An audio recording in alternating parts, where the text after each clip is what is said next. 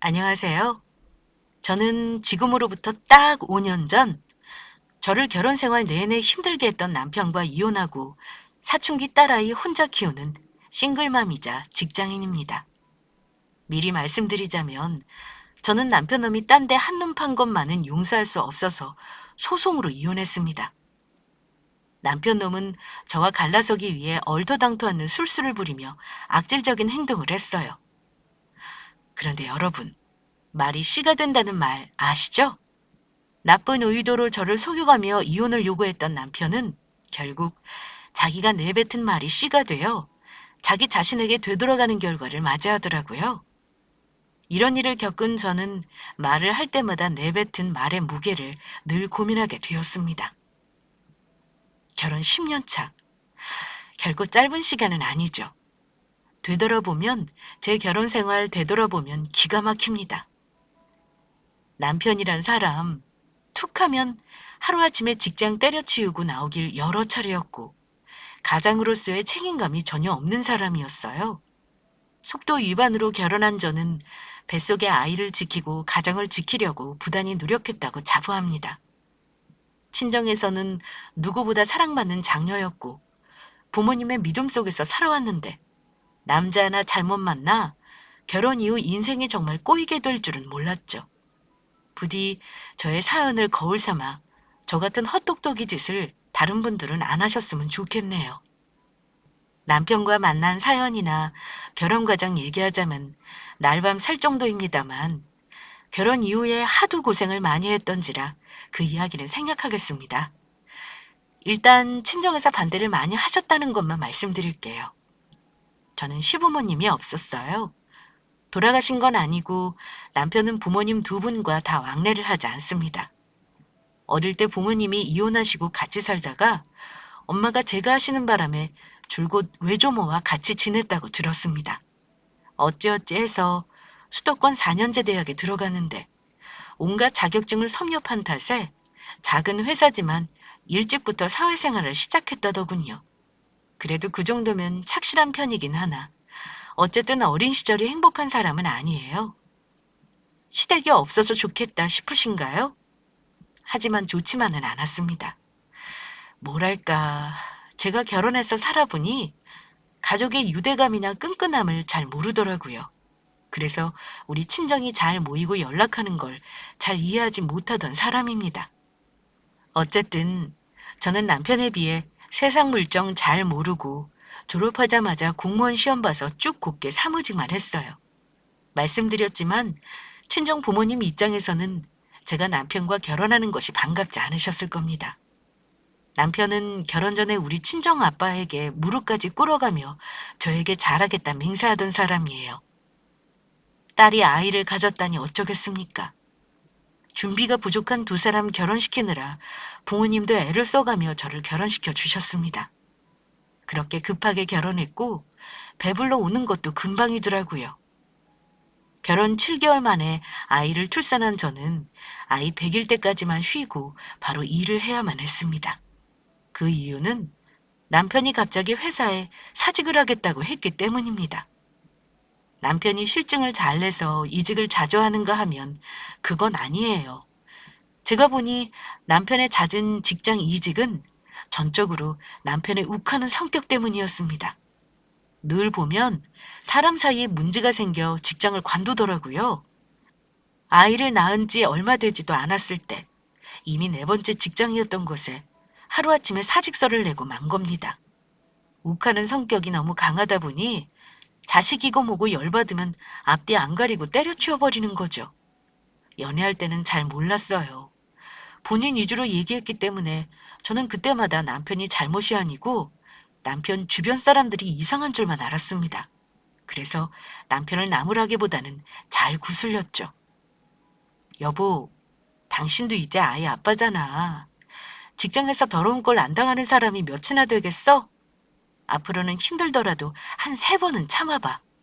무작정 관두고 몇 달씩 구직하는 거 매번 너무 힘들지 않아? 당신은 편하게 직장 생활하니 내 고충을 알 리가 없지. 내가 오죽하면 다니던 직장 때려칠까 하는 생각은 안 해봤어?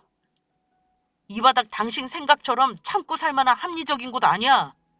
인간들 전부 썩어 빠졌다고. 부당한 업무 지시하는데 매번 참고 넘어가? 몇 번 따졌더니만 고의적으로 나 따돌리고 욕하는 것도 모자라서 지들끼리만 밥 처먹으러 다니는데 내가 그런 수모 당하면서 회사를 참고 다녀야겠냐?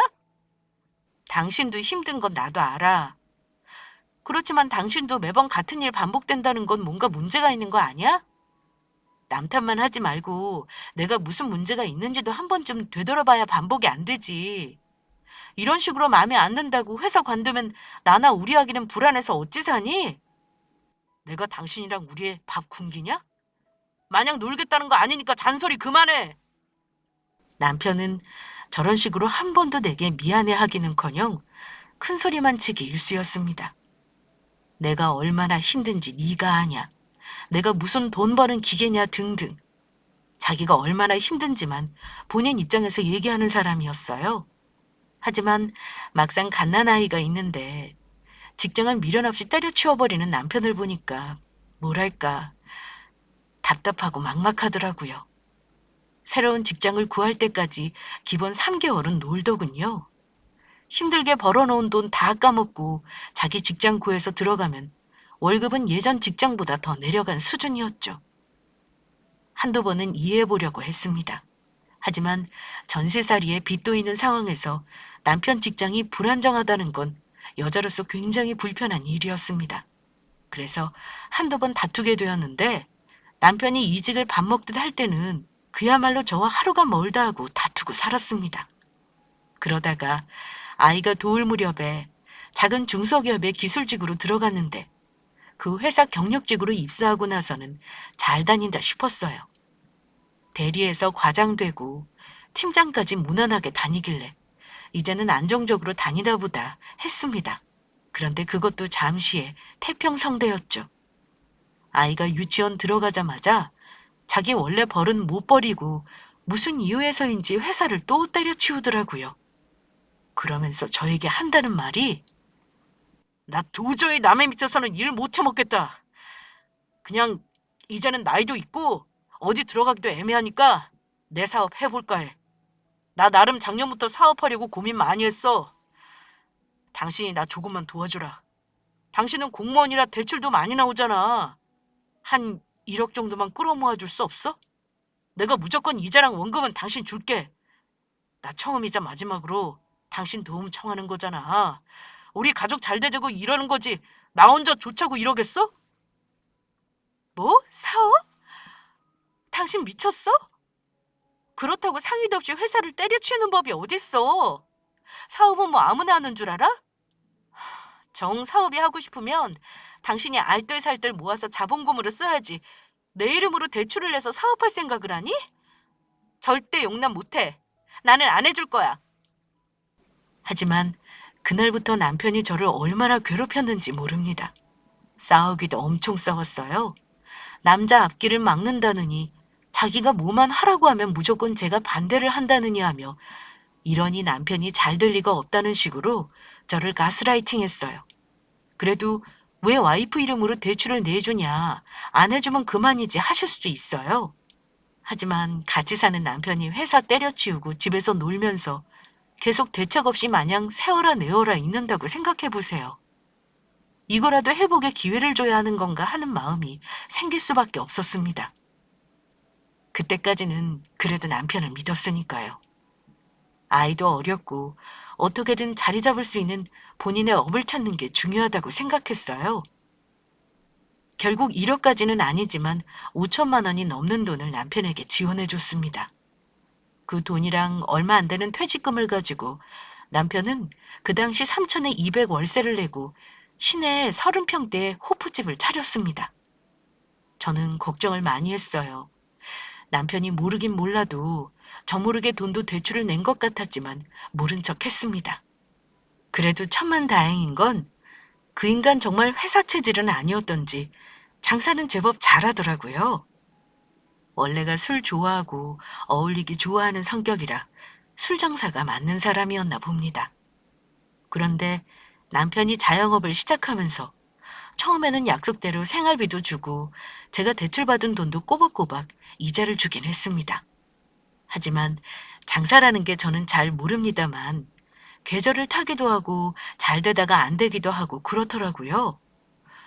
그러다가 고비가 온 게 남편이 실수로 미성년자 손님을 받았는지 누군가의 신고로 근 2달 동안 영업정지 처분을 받고 영업을 하지 못했습니다. 사실상 그 기간 동안은 생돈으로 월세를 내야 했고 남편은 놀고 먹었어요. 남편 가게가 이제 막 자리 잡으려는데 그러는 바람에 고스란히 얼마 모으지도 않은 돈을 까먹은 데다가 500만 원에 가까운 과징금까지 내야 했습니다. 황당한 건 그 모든 부담을 저에게 떠넘겼다는 거였어요. 제가 돈 관리를 하는 것도 아니었고 저는 정확히 남편이 매출이 얼마나 나왔는지는 모르는 채 남편 말만 믿었거든요. 이번 달 매출이 1,000만 원인데 아르바이트생 월급 주고 순수익이 500이라 저에게 간신히 이자만 준다는 식으로 매번 죽는 소리를 하길래 처음에니 그렇겠지 하며 남편 말을 믿었습니다. 그런데 모은 돈 하나 없이 모든 돈 부담을 저에게 미루니 저는 나름 모아놓던 비상금을 털어가면서 남편 뒤처리를 해야 했죠. 그나마 남편이 회사 다닐 때는 꼬박꼬박 들어오던 월급이 있었고 나가는 이자도 없었지만 어째 남편과 살면 살수록 사는 모양새가 나아지기는커녕 더 궁핍해지고 안 좋은 구렁텅이로 제가 끌려 들어가는 느낌이었습니다. 그때 남편과 사이가 완전히 틀어지게 되면서 서로 대화도 단절된 채 지냈던 것 같아요. 그나마 다행이었던 것은 남편이 술집을 시작하고 2년이 지나는 동안 한 해 한 해 경험이 쌓이면서 장사 소환이 생기는지 초반의 실수들을 다시 반복하는 일 없이 제법 매출이 나오는 듯 했습니다. 2년 만에 제 빚도 다 갚았고 한동안은 저 쓰라며 생활비도 넉넉하게 주더라고요. 자, 내가 그랬지? 난 딱 사업 체질이라고. 큰일 할 사람 당신이 계속 앞길 막은 거야. 요새 회사 다니면서 남의 밑에서 일하면 뭐 이런 돈 만질 수나 있을 것 같아? 한껏 어깨에 뽕이 들어가서는 처음에 사업을 말리던 제가 틀렸다며 잘난 척을 했습니다.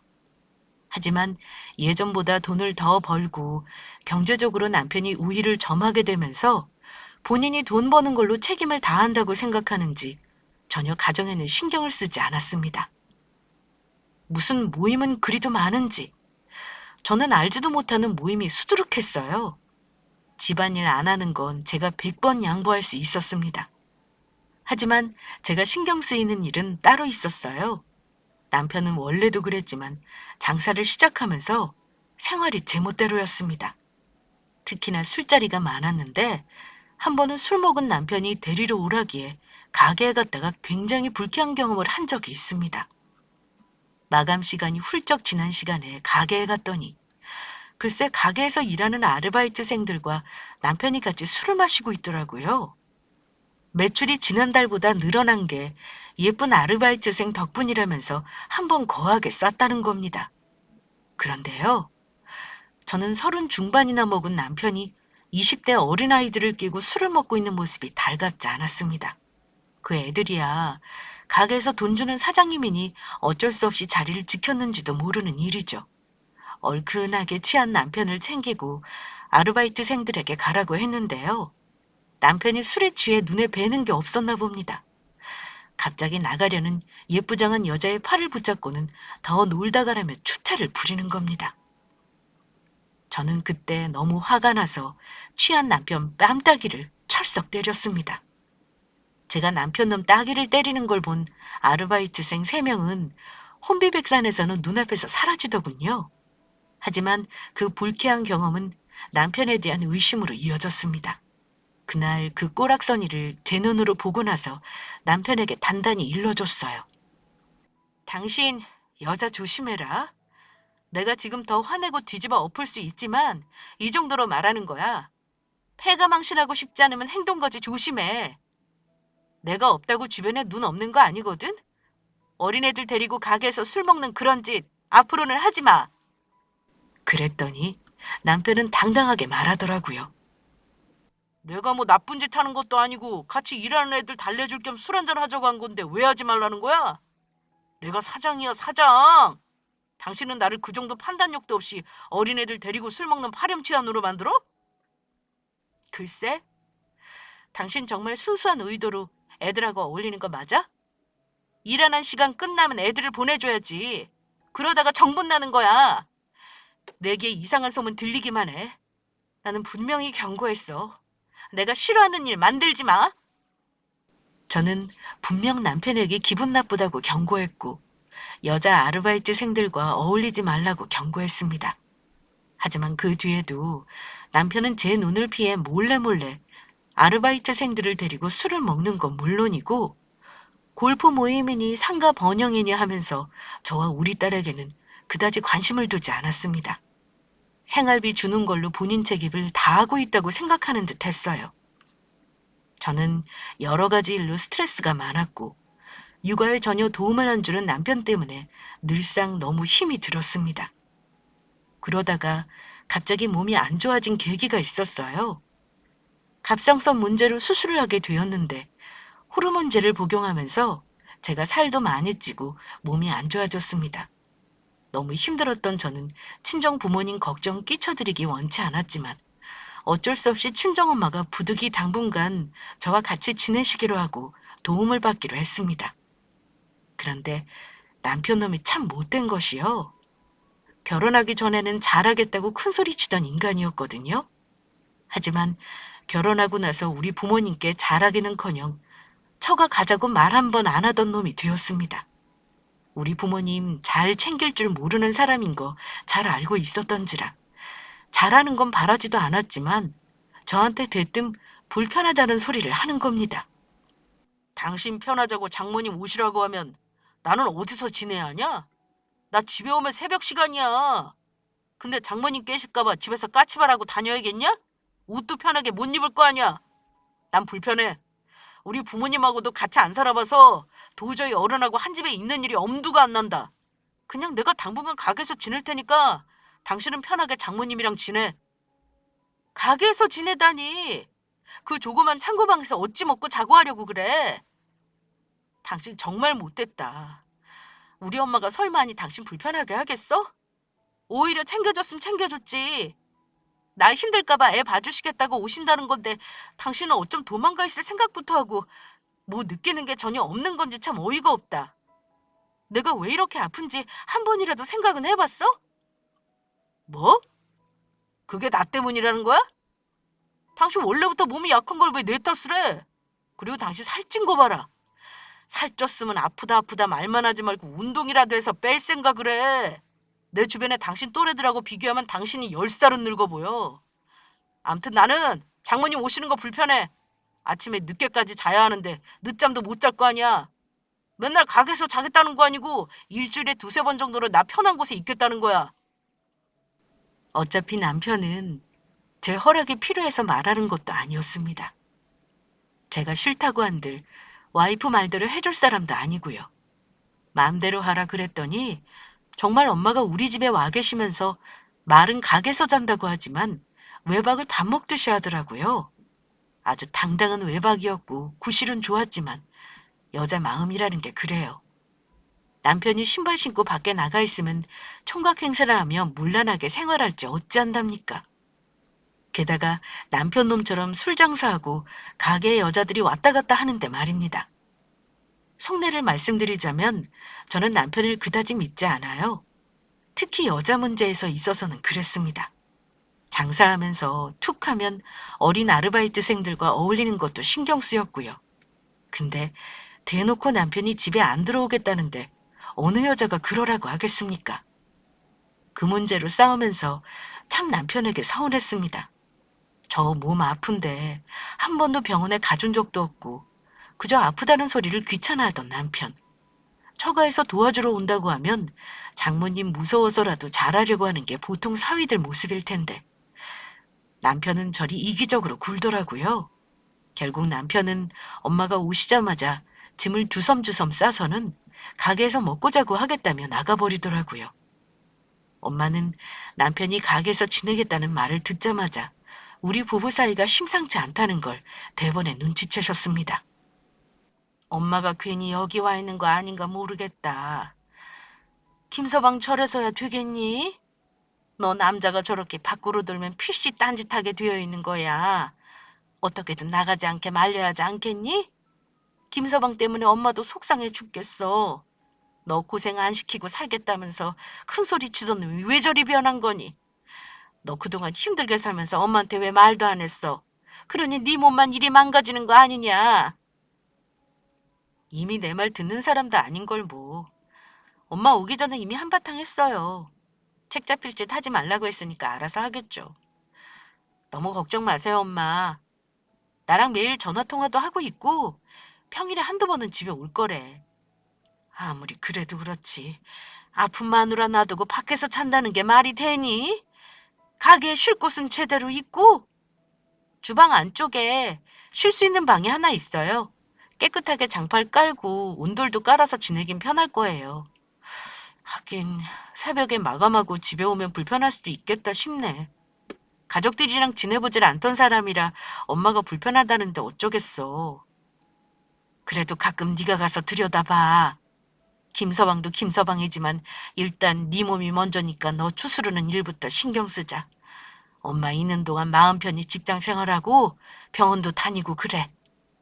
엄마에게는 걱정 말라고 했지만 사실 저는 남편이 집에 안 들어오면 퇴근하면서 종종 가게 바로 맞은편 카페에서 남편을 지켜보고 오긴 했습니다.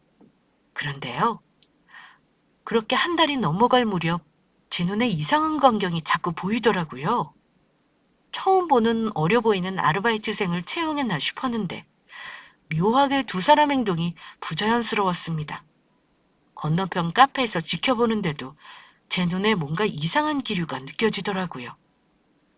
남편은 주로 주방이나 카운터 계산을 했는데 둘이 슬쩍슬쩍 스킨십을 한다던가 하는 모습이 보였습니다. 근데 그 모습 보는데 소름이 쫙 끼치는 겁니다. 남편의 행동을 가만히 돌이켜보니까 친정엄마 오신다고 집을 나가겠다고 말하기 전부터도 뭔가 다른데 정신이 팔린 것 같은 모습을 보였던 것이 생각나더라고요. 설마 하면서도 저는 그날부터 남편 동태를 유심히 살폈습니다. 일주일에 한두 번 집에 올 때 빨랫감도 유심히 살폈어요. 근데 이상하게 제가 의식을 해서인지 남편 옷에서 늘 같은 향수 냄새가 나더라고요. 그것만 해도 심증은 충분했죠. 그리고 더 이상한 점이 있었습니다. 늘 저에게 짜증스럽고 살 빼라는 소리를 하던 남편이 묘하게 저를 대하는 것이 부드러워지고 전에 없이 다정한 척을 하더라는 겁니다. 왜 죄지은 놈이 제일 먼저 한다는 짓이 마누라에게 꽃을 사다 준다거나 친절해진다지요?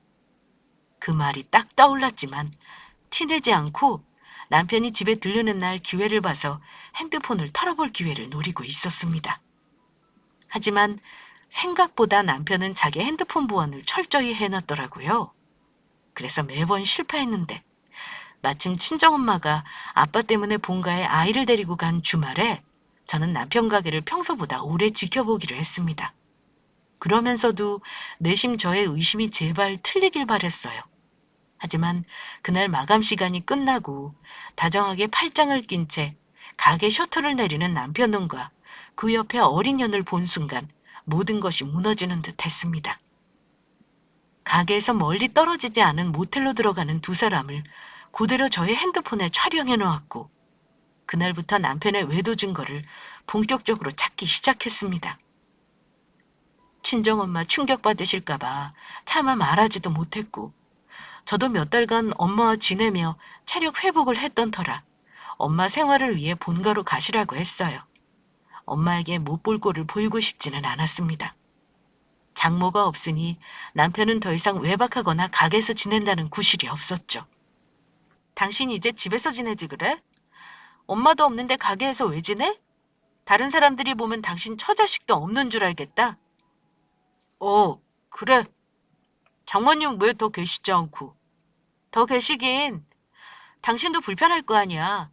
나도 이제 약만 잘 먹으면 되고 체중도 많이 줄었으니까 살만한걸. 당장 짐 가지고 집으로 들어와. 남편은 구실이 없다는 걸 알면서도 엄청 아쉬운 표정이더라고요. 그러더니 어쩔 수 없이 집에서 가게로 출퇴근을 하기 시작하긴 했습니다. 불과 석 달 만이었죠. 그런데요, 남편은 상간녀에게 정신이 팔려 똥줄이 타는지 늘 핸드폰을 붙잡고 있었고 밖으로 나돌지 못해 안달이 나 있었습니다.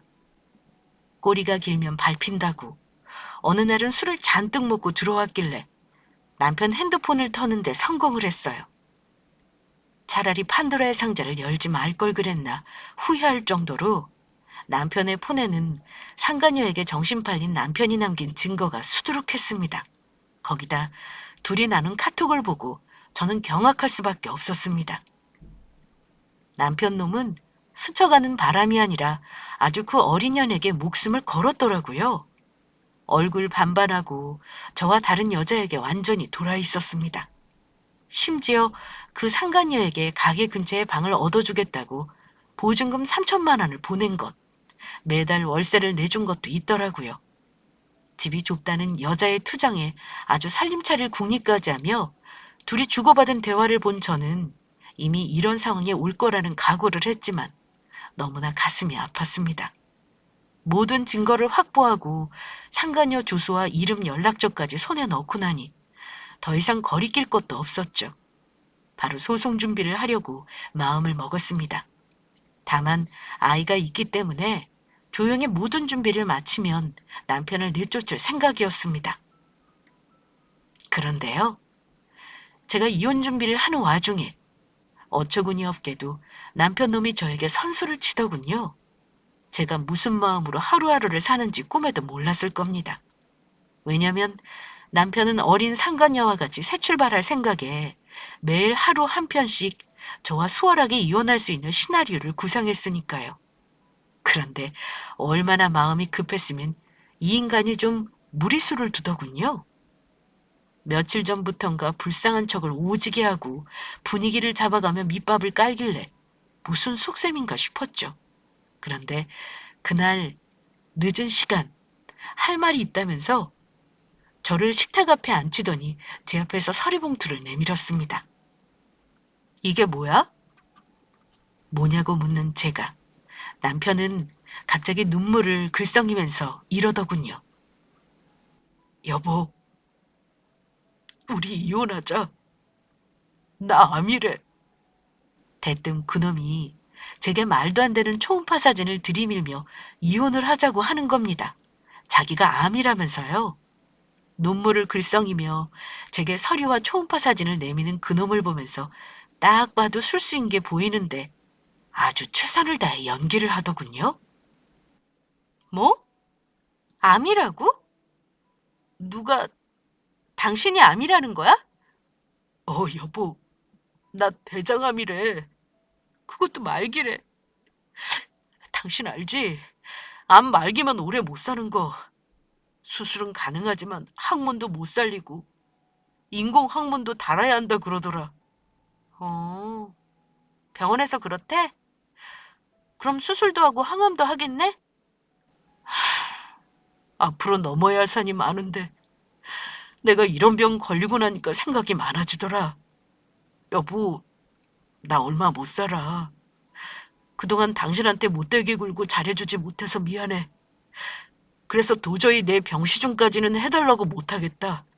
평생 당신한테 상처만 주고 못되게 굴었는데 마지막까지 당신 힘들게 하고 싶지는 않아. 이혼하고 당신 새 출발해. 당신 얼굴 보고 내 입으로 정확히 얘기할 수 있을 때, 그나마 멀쩡할 때 우리 이혼하자. 급기야 닭똥 같은 눈물까지 뚝뚝 떨구더군요. 당신이 죽는다고? 이게 진단서고 대장암이라.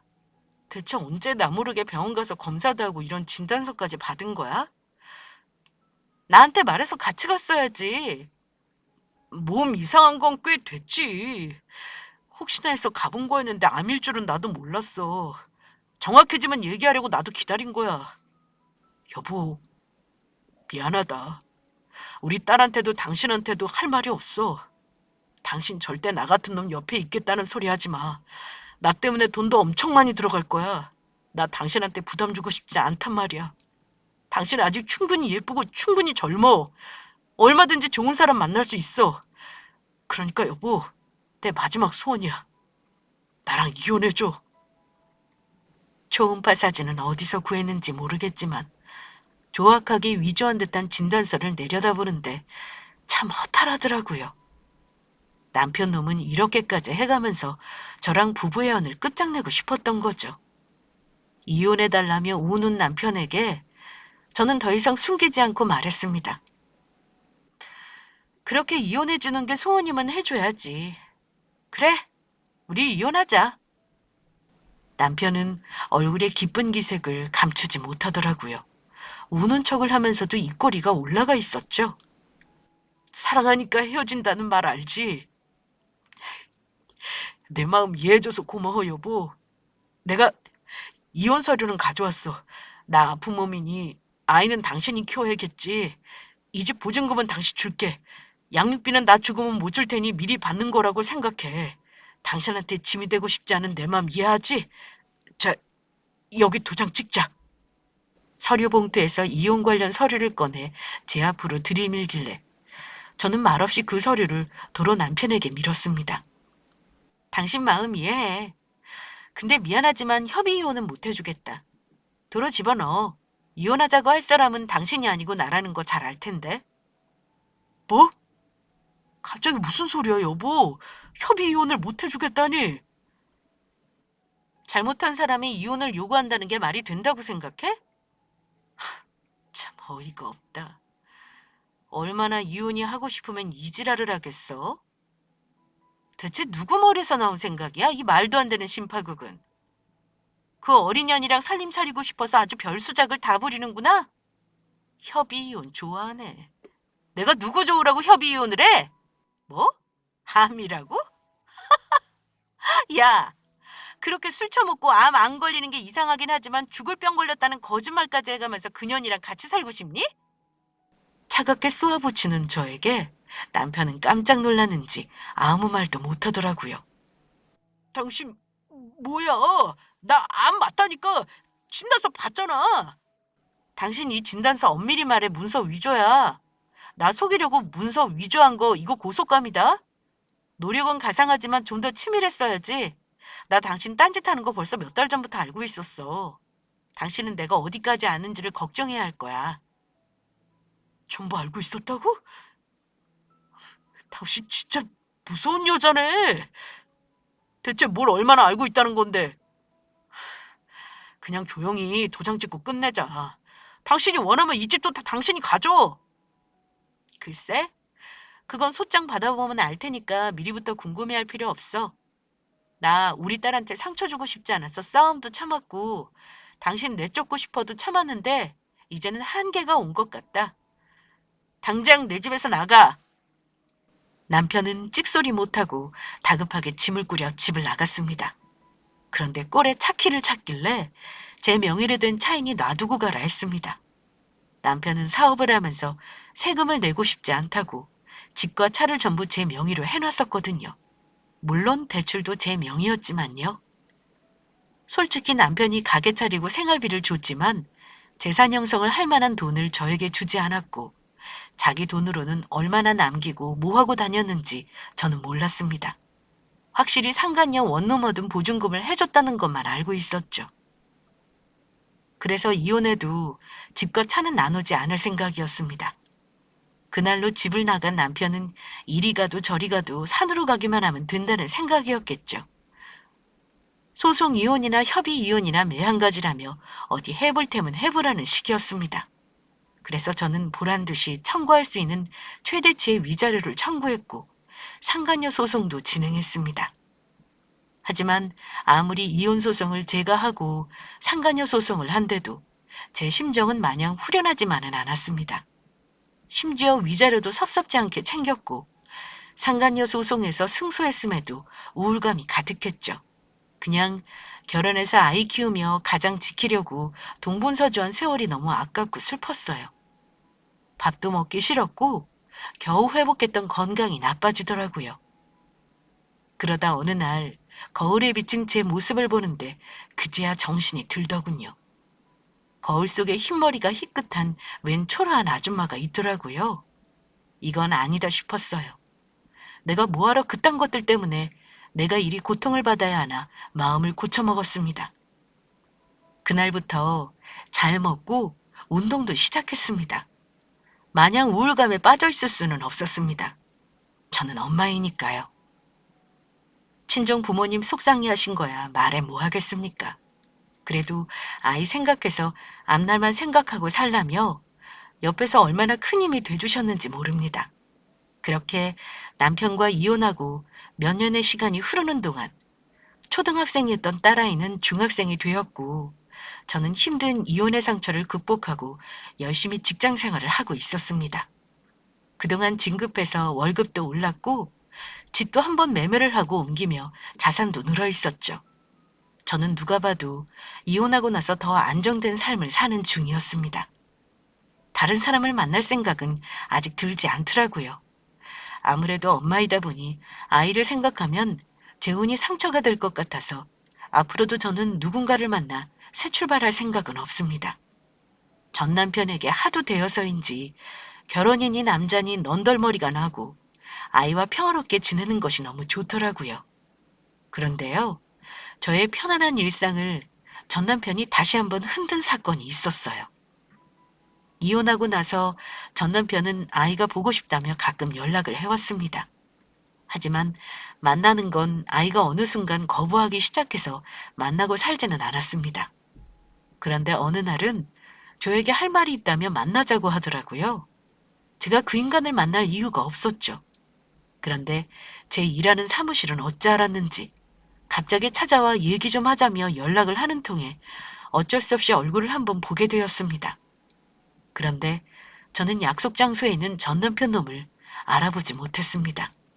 왜냐하면 이혼할 당시의 모습과 전혀 다른 모습으로 나타났기 때문이었죠. 물론 마스크를 쓰고 있기도 했지만 예전에 건장한 체격은 온데간데 없고 비쩍 마른 몸에 누가 봐도 병색이 완연한 얼굴이었습니다. 무슨 일로 얼굴을 보자는 거야? 나는 당신한테 할 말 없어. 우리 현서 보고 싶으면 앞으로 문자로 보내. 당신은 여전히 얼굴이 좋네. 오랜만이야, 현서 엄마.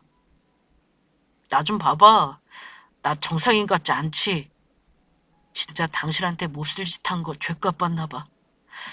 나 암 진단 받았어. 간암이래. 너무 절박한 상황인데 도움을 청할 데가 없더라. 그래도 우린 부부였고 우리 현서 엄마 아빠잖아. 당신이 나 좀 도와줬으면서 고민하다가 찾아왔어. 뭐? 이번에는 간암이니? 개수작 부리지 마. 이혼해서 남남이 된 지가 언젠데 뭘 도와달라는 거야? 당신이 죽고 못 살던 그 어린 년한테 가서 병시중이나 하라고 하지 왜? 헌수 엄마, 진짜 내가 잘못했다. 당신한테 암이라고 거짓말했는데 그대로 벌 받더라. 나 지난 몇 년 동안 그년한테 돈 다 털리고 가게 망하고 스트레스 받아서 술로 살다가 암에까지 걸린 거야. 진작에 그녀는 내 돈 다 털어먹고 도망갔지. 여보, 나 그래도 현서 아빠잖아. 나는 당신하고 이혼하고 다 망해먹었지만 당신 잘 사는 거 소문 들어서 알아. 여보 부탁이야. 나 좀 도와줘. 당신이 나 간병해줘야 마음이 편할 것 같아. 간병 좋아하네. 당신 같으면 만약 내가 다른 남자랑 바람나서 나갔다가 병나서 오면 오냐 그래 내가 돌봐주마 할 수 있을 것 같아? 누굴 호구로 보나. 미안한데 나는 당신 도와줄 이유 없어. 돌아가. 우리 현서 보고 싶다면 그건 말리지 않을게. 하지만 내 도움은 바라지 마. 진짜 암인지 솔직히 당신 말 못 믿겠다. 여보, 현서 엄마. 내가 당신 앞에서 뻥치자고 살을 이렇게 빼고 머리까지 뽑고 왔겠어? 다행히 나 말길은 아니라서 지금 당장 죽을 병은 아니래. 수술하면 충분히 회복할 수 있다더라. 내가 이번에 수술해서 나오면 나 진짜 새로운 인생 산다고 생각하고 나 정신 차리고 살게. 당신한테 평생 속지 않은 마음으로 잘할게. 어? 이러면서 쓰고 있던 모자를 벗는데 정말 머리가 다 빠져 있더라고요. 아픈 건 안 됐지만 정말 신기하게도 그 사람을 도와주고 싶다거나 측은한 마음은 들지 않았습니다. 그냥 말이 씨가 된다는 게 이런 거구나. 남에게 해코지하면 어떤 식으로든 돌려받는 게 세상 이치구나 하고 깨달을 뿐이었죠.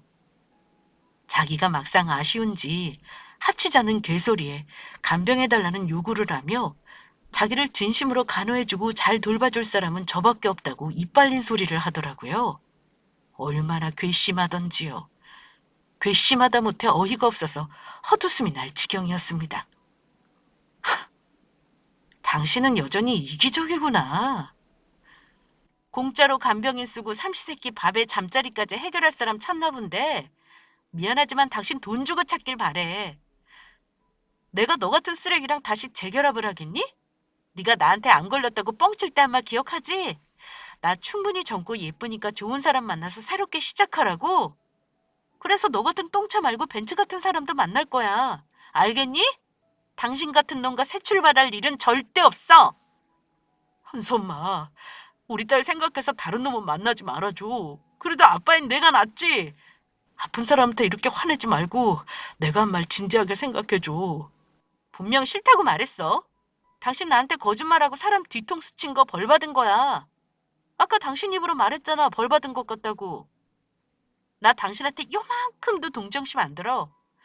당신이 얼마나 아픈지 모르겠는데 나는 당신 외도 안 순간부터 이혼할 때까지 숨도 못 쉴 정도로 힘들었어.